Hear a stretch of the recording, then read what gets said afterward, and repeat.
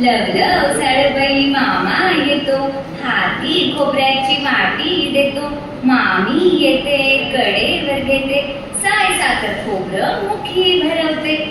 अशा लढीवाळ ओव्यांमधून बाळाच्या आयुष्यात मामा मामी आणि त्यांची माया डोकावते.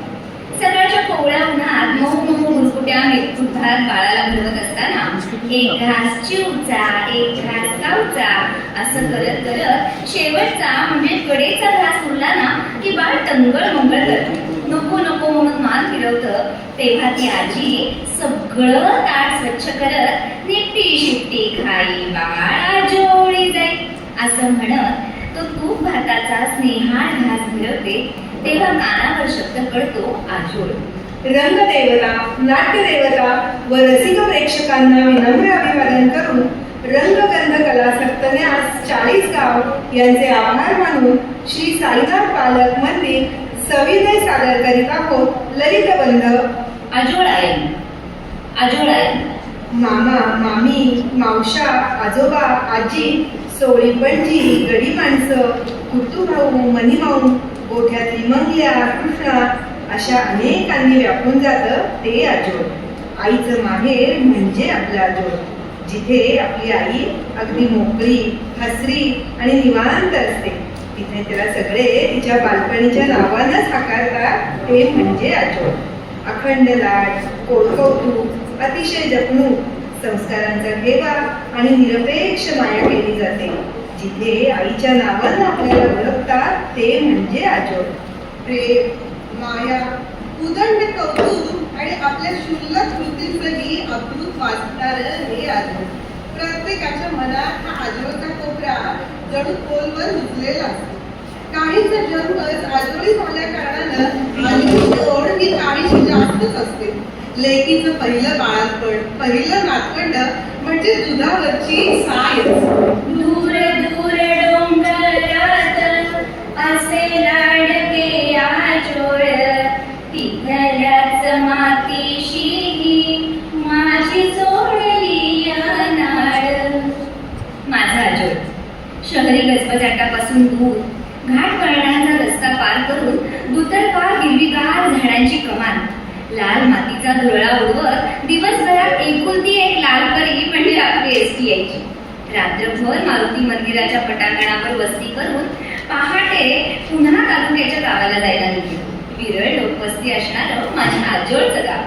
पाचू आणि कवळ्यांच्या रंगसंगतीनं मारा पोकळींच्या हिरव्या वाडीतून गावातल्या घरांची लाल चुटूक कौलं दुरूनही लोभच दिसायची. आम्हा भावंडांना आजोळी जायला फार फार आवडत. वार्षिक परीक्षा झाल्या की मामा आम्हाला न्यायला येईल. शेवटचा पेपर भर संपवून मामा बरोबर आजोळी जाण्याचेच वेळ लागत. कपड्यांच्या पिशव्या आईनं भरून ठेवलेल्याच असायच्या, पण गाडीत बसेपर्यंत तिच्या सूचना काही संपत नसत. दोघांनी भांडू नका. दादू तू मोठा आहे, सांभाळून घ्यायचं. विहिरीत डोकू नका. मामा बरोबर असल्याशिवाय नदीकडे जायचं नाही. मग आणि हो गणू पणजीचं कासुंदा सोडून तिला चिपकू नको. अप्पांच्याकडून श्लोक शिका. हट्ट करायचं नाही हा. रमाजीला त्रास देऊ नका. कृष्णाची शेप उठवू नका. आणि तू कपडे रोज वेळी घालून त्याची मामीकडून. केस मुंबई नाही सोडायचे.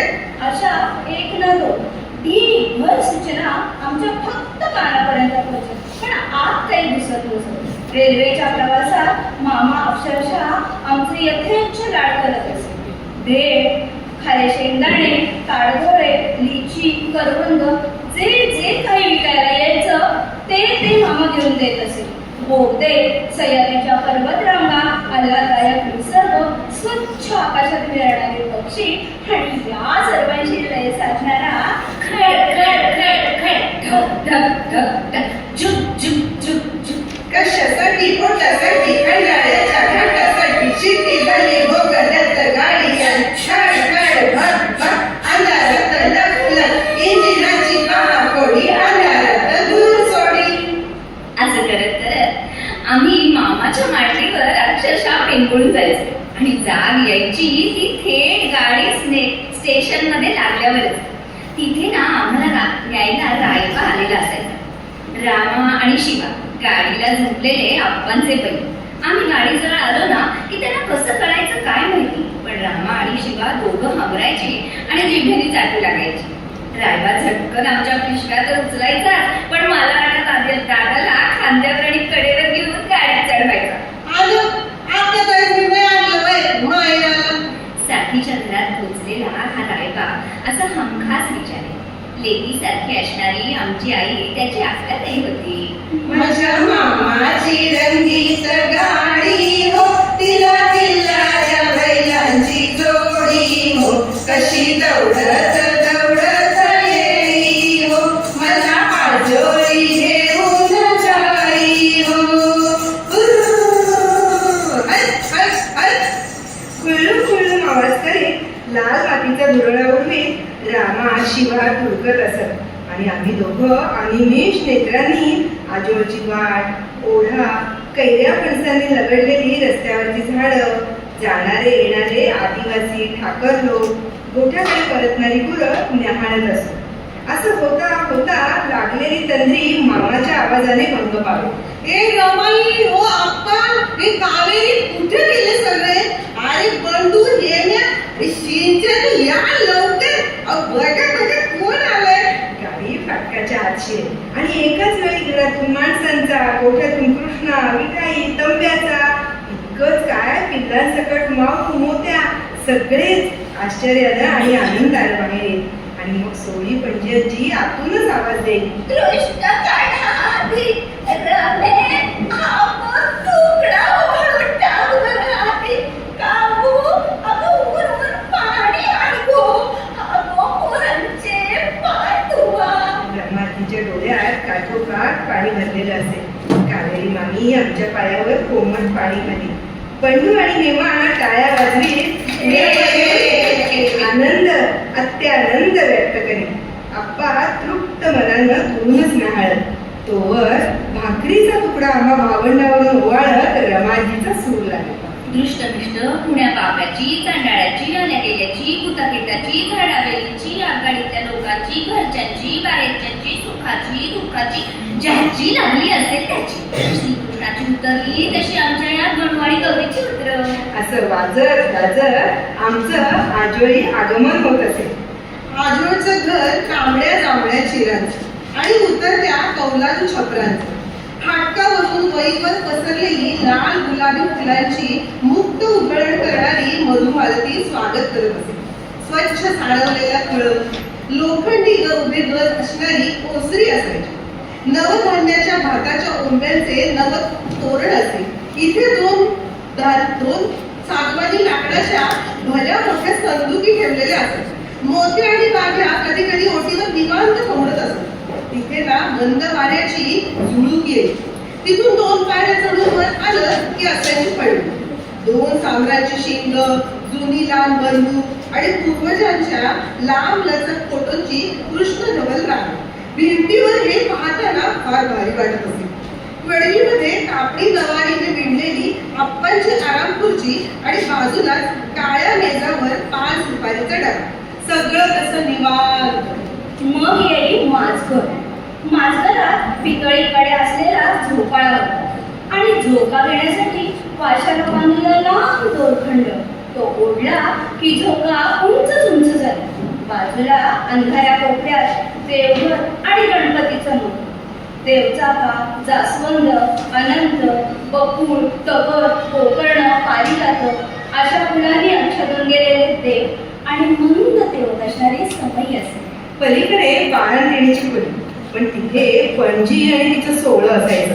तिथूनच लाकडी जिना होता. लाकडी फळ्यांची माळी होती. तिथे साठवणुकींच्या गोष्टी, ट्रंका, कागदपत्र, जास्तीचं सामान, विलोरी आरशाचं कपाट, रवी वर्ण्यांनी चितारलेल्या सरस्वती आणि इतर देवादिकांच्या तसबिरी असायच्या. माझघरातून पुन्हा 2 पायऱ्या उतरून स्वयंपाक होत. चूल, शिंकाळं, दही दुधाचं जाळीचं कपाट होतं. 20 माणसं आईस पैस बसू शकतील असा अन्नपूर्णेचा हा मुखबागखाना प्रशस्त होता. प्रकाश येण्यासाठी एखादं काचेचं कौल छपरात ठेवलेलं असे. चुलीवरच्या कौलारू चिमणीतून धूर आपसूक बाहेर जाईल. स्वयंपाकघराच्या 4 पायऱ्या उतरून मागची पडली. त्यामध्ये उतरत्या कौलारू छपरांखाली सरपणाची लाकडं रचून ठेवलेली असत. पागोळ्यांमधून येणारं पावसाचं पाणी दगडी डोळीमध्ये साठवलं जाईल आणि मग सुरू होईल मागचं अंगण परसदार. रमा आजीचं तुळशी वृंदावन इथेच होतं. या अंगणात ना वाळवणं, उपमानं वाळवणं, फुटणं अशी कामं चालायची. उजव्या हाताला 2 माणसांच्याही कवेत न येणारं बकुळीचं झाड होतं. कवठी, चाफा, नागवेल, रायवळा, रामफळ, सीताफळ, चिक्कू, पेरू अशा झाडांनी समृद्धता होती. मागील दाराच्या डाव्या हाताला बालदीत विहीर असायची. आम्ही मुलं संपूर्ण सुट्ट्या संपेपर्यंत विहिरीवरच आंघोळ करत असतो. चुलीवर भल्या मोठ्या तांब्याच्या हंड्यात आम्ही माळी तापत ठेवी मोठ्या माणसांसाठी. हंड्यावर झाकण म्हणून लाकडी मूठ असलेली गोल फळकूट मला फार आवडायची. मामा बरोबर आम्ही मुलं सुका पाला पाचोळा, काटक्या, नारळाची जोड, शेणाच्या गौऱ्या चुलीमध्ये सरकवत असतो. भाडे घरातून येणारी सांडपाणी आळू, सोनटक्का, केळी यांना जाईल. उतारावर चढ करून मामाने हे पाणी नारळी टोपलीच्या बागेत सोडलं. अगदी शेवटाला 2 टोपलीचे संडास होते, पण ते अलीकडे वापरात नव्हते. कोपऱ्यामध्ये पिंपळाच्या झाडाखाली मुंजाचं स्थान होतं. तिथे मामी न चुकता दुपारी पान आणि दगडीमध्ये पाणी ठेवलं. नाना काका, आप्पा, आजोबा, तात्या, मामा या सगळ्यांच्या जन्मतिथीला एक रोप लावून त्याचं संवर्धन करण्याची जुनी परंपरा पाळली जायची. माझ्या आईचं चंदनाचं झाड, हा सुमीचा चंदन म्हणून डेरेदार वृक्ष म्हणून अगदी डवरलेला होता. आजोळी गोठा होता, छान बांधीव. यात मंगल्या, कृष्णा, मिठाई, तंब्या, रामा, शिवा आणि मिठाईची छोटी कालवड राही. सगळे कसे सुखाने नांदत. मंगल, कृष्णाने मिठाई या गावल्या, तर तंब्या, रामा आणि शिवा हे बरी. मिठाई सगळ्यांचीच लाडकी, खास करून पणजीची. घट्ट तांबूस रंग, ठेंगणी, काळे बोर डोळे, किंचित पुढे आलेली पातळ शिंग, गळ्यात घुंगरू आणि कपाळावर पांढुरका टिळा, अगदी विठ्ठलासारखा. म्हणूनच तिला मिठाई म्हणतात. तिचं खरं लढीवाळ रूप पणजी समोर उघडे. सकाळच्या उन्हाला पाठ शेकायला पणजी बसली की मिठाई आपल्या खरखरीत जिभेनं तिची गोरीपान पाठ ती हात चालू लागली. मी किंवा दादा जवळच असलो तर पंजू आजी, मिठाईची जीभ खरखरीत आहे, दुखतं असं म्हणतात. हे मग आमचा हात मिठाई समोर नेई.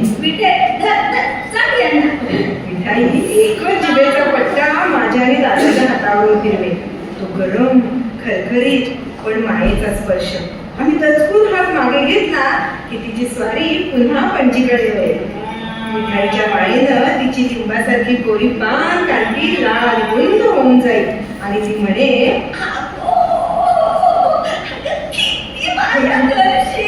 असं म्हणत असताना शेजारी उभ्या असलेल्या मामीच्या तोंडी सहज ओवी उमटे.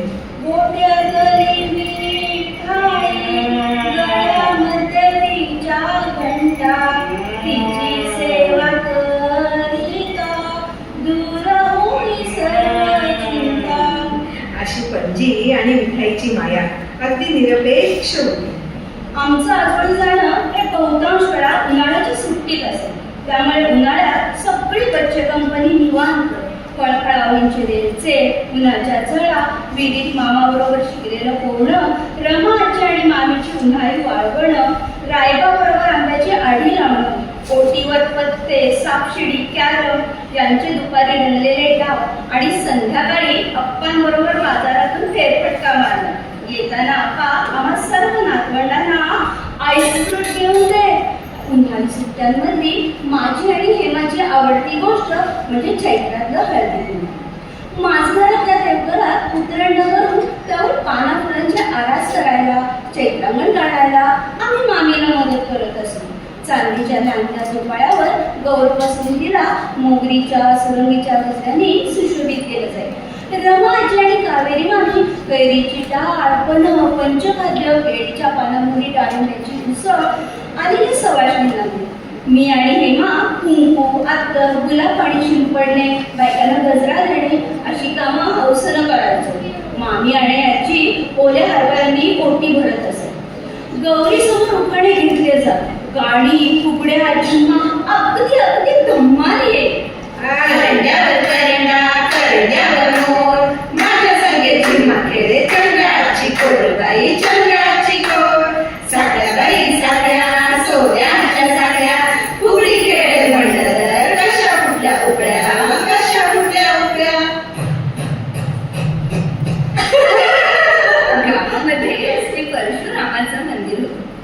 तिथे आम्हा नातखंडांना आप्पा आवर्जून घेऊन जातात. राष्ट्रीय कीर्तनकार गोविंद स्वामी आपले बुवांचं कीर्तन होतं. त्यांचं व्यक्तिमत्व आज सुद्धा मनाच्या गाभाऱ्यात स्फूर्ती, देशभक्ती, राष्ट्रप्रेम जाणवतं. पूर्वरंग झाला की बुवा म्हणत, कोणी मुलं श्लोक गोपी म्हणणार असतील तर अवश्य या असं म्हणतात. माझा दादा आणि मामाचा बंधू दोघांनाही आप्पा सर्वांसमोर उभं करत, धर्माच्या करिता आम्हास जगती रामाने धाडियले, ऐसे जाणून राम भक्ती करिता ऐश्वर्य हे लाभले. आता धर्म सख्या तुझ्या पुढती हा नम्रत्व देणे असे, इच्छा हो जशी मानसी धरितसे हा देह तुझा असे. जय जय रघुवीर समर्थ, जय श्रीराम. सगळेजण कौतुकाने टाळ्या वाजवून प्रोत्साहन देतात. एक श्लोकी रामायण म्हणताना मात्र मी आणि हेमू सुद्धा त्यांच्या सुरात सूर लावत असतो. आदो राम तपोवनादिगमनं नत्वा मृगं काञ्चनं वैदेही हरणं जटायुमरणं सुग्रीव सम्भाषणं वाली निर्जलं समुद्रतरणं लङ्कापुरी दाहनं पश्चात् रावण कुम्भकर्णहननं एतद्धि रामायणम्. अशा लहान लहान प्रसंगातील सादरीकरणामुळे सभाधीटपणा, पाठांतर, स्पष्ट उच्चारण यांची रुजवात खऱ्या अर्थाने आजोळी झाली. आजोळच्या त्या मंतरलेल्या दिवसांनी माझ्या आयुष्याला अक्षरशः समृद्ध केलं होतं. एक ना दोन अगणित अशा आठवणींनी व्यापून उरलंय माझं आजोळ. तसं घरी असताना म्हणजे शालेय जीवनात परीक्षा असूनही मी कधीही भल्या पहाटे उठलेली माझ्या स्मरणात नाही. परंतु आजोळी आल्यावर आजीच्या आणि पणजीच्या सुरेल ओव्या आणि श्लोकांनी जागी. नऊवारीच्या साडीच्या गोधडीतून डोळे उघडून पाहावं तर अजून उजेडलेलंही नसेल.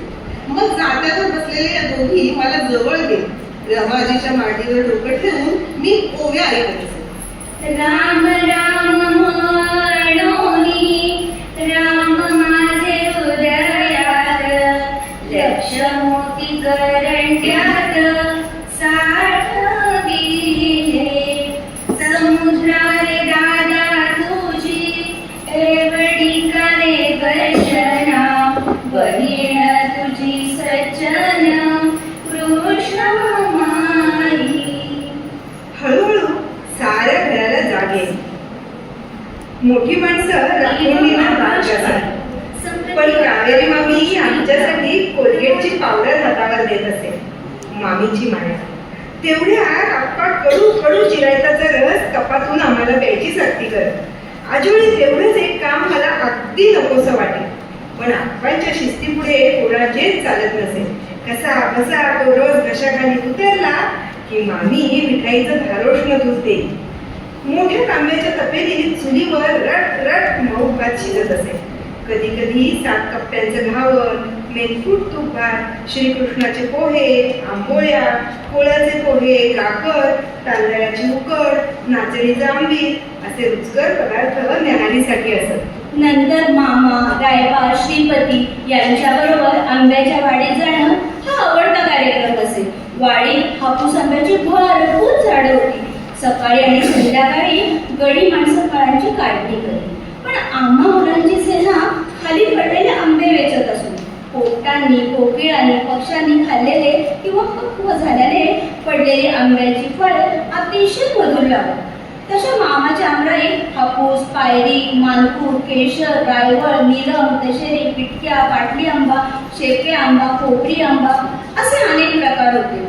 फणस, करवंद, रातांबे, जांभळं, जाम, तोरणं, काजू अशा फळांची अक्षरशः जंगल असे.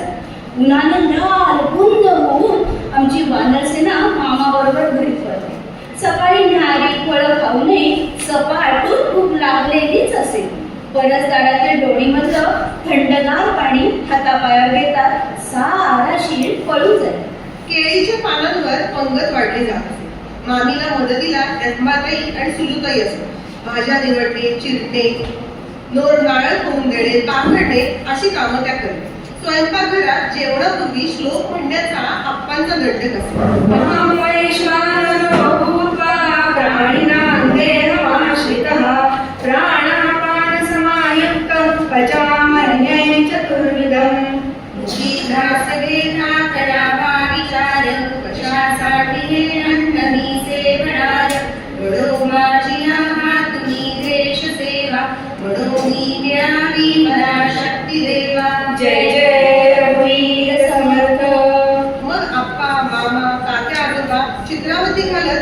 जोरात सुरुवात होईल. रमा आजीच्या हातची सोलकढी, वालाचं बिरडं, पोह्याचा पापड, मेथांबा आणि हिंग मीठ लावलेलं प्यायलं की पंचेंद्रिय तुझी तृप्त होऊन जातात. जेवण झाली की सुलताई सगळं आवरून शेळाचा गोळा फिरवत असे. मग सांडलेलं सगळं उष्ट खरकट आपसुकच त्या गोळ्याला चिपते आणि जेवणाची सगळी जागा स्वच्छ होईल. घरातील महिला वर्ग दुपारी विश्रांती घेईल, पण आम्ही मुलं कवड्या, बुद्धिबळ, सापशिडी, पत्ते, सागरगोटे, शब्दाच्या किंवा गावांच्या भेंड्या खेळत असो.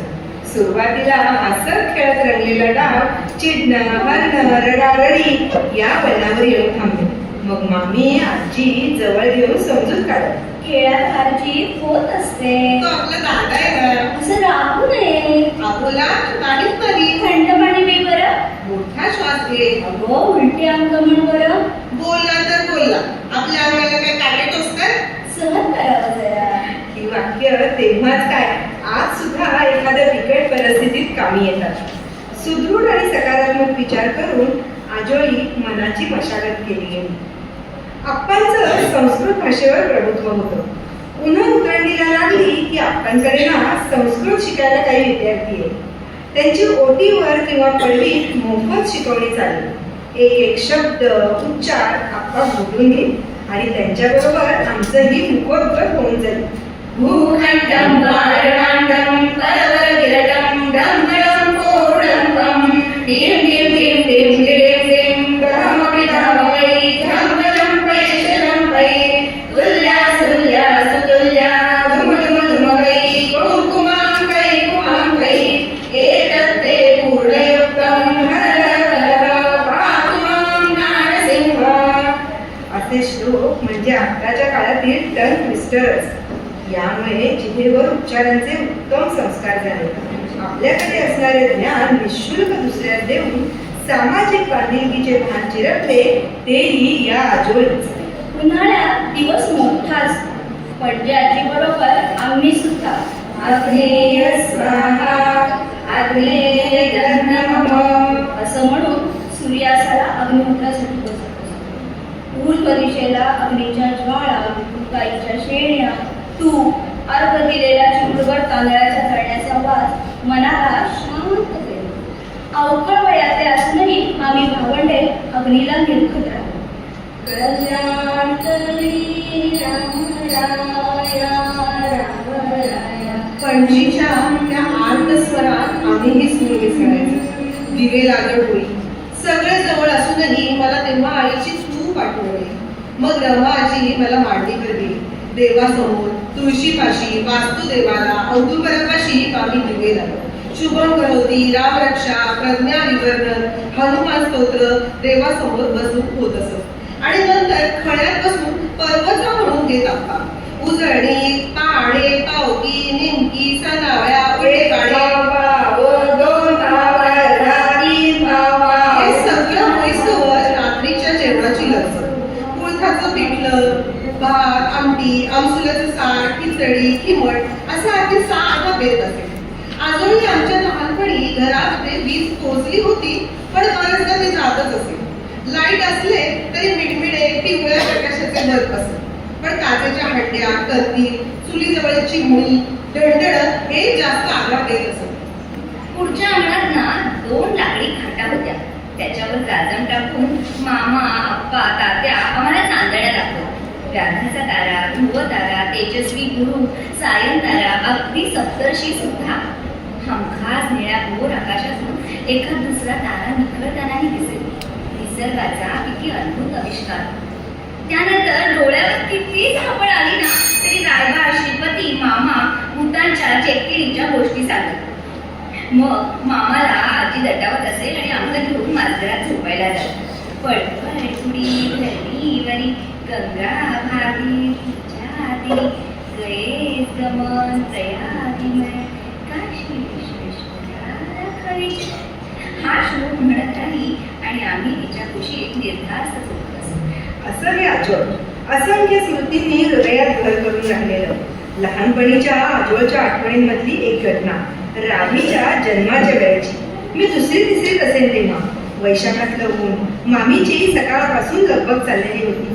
आम्हा मुलांना गोठ्याकडे जायला मज्जा होता.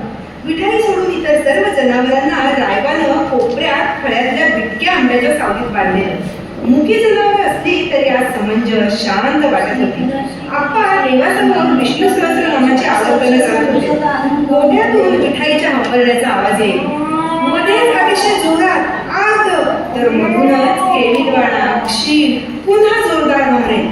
पळसातल्या चुलीवर पाणी तापत होतं. सगळ्या मोठ्या माणसांचे चेहरे चिंताक्रांत दिसत होते. रात्रभर ओरडतीये, श्रीरामा दया कर रे बाबा, विठाईला मोकळी कर लवकर, तिचे हाल पावत नाही. जपाची वाळ ओढत पणजी म्हणाली. नाही तर नांदू आधी सरळ खटखटी काटा आणि टाकता लहान बरं. गोठ्यातून हंबरण्याचा आवाज वाढत गेला. सुलूबाईने पाण्यात विसावण घालून गोठ्याकडे नेलं. रमाजी, मामा, मामी, रायबा साऱ्यांचीच पळापळ सुरू होती. तेवढ्या जोरात हंबरत मिठाईला रात्रीला जन्म दिला. गोठ्यातून धावत रायबा ओरडतच आला. अहो अहो साखर आहे ना, साखर साखर आपली काही मोकळी झाली आहे आणि ती डॉक्टर शिवाय कालवड झाले मुलांनी आनंदून उड्या मारल्या. पणजीनं आनंदाश्रूंनी देवापुढे गोळ ठेवला आणि सगळे तडक गोठ्याकडे गेलो. पणजी जवळ येताच मिठाईनं स्नेहार्थ नजरेनं पाहिलं. तू केलंस हो विधी या घराघरासाठी, तू खरी लेखच बघ या घरची. पोरा नातवंडांसाठी अमृत दिलंस, गेल्या जन्मीचं आमचं पुण्य आणि तुझं देणं असल्यासारखी वावरतीस बघ. गुणी बायको माझी अशी सुद्धा आनरा, आमची गवत काढी गोड बांधून घे. असं म्हणत आपला लोण्यासारखा मऊ सूत हात पणजी तिच्या डोक्यावरून पाठीवरून फिरवत होती आणि नवजात राधीला कुरवाळत होती. असं माझं राजा, भूतदया करणारं, रोज मुठभर धान्य भुकेल्यांसाठी काढणारं, चित्रपतींमधून किडा मुंगींचं सुद्धा स्मरण ठेवणारं, दर बुधवारी वीज न वापरणारं, काटकसरी पण तितकंच दिलदार, मुक्त हस्ते परोपकाराची शिकवण देणारं, परंपरा चालीरीती आदराने पाळणारं, विद्वत्ता असून सुद्धा साधी राहणी आणि उच्च विचारसरणी अंगीकारणारं, स्वच्छ मोकळ्या मनाने जगायला शिकवणारं माझं आजोळ, स्मृती पटलावर कायम तेवत राहून माझ्या आयुष्याला दिशा देणारं हे आजोळ आहे. असो प्रत्येकाला आर्त कोपरा मायेचा, असो प्रत्येकाला आर्त कोपरा मायेचा, आजोळीचा वारसा उराउरी जपायचा. स्मृती तले आजोळ पुरी गंधाळत राही, माझ्या भाजनांसाठी मी ही आजोळ उभारली, मी ही आजोळ.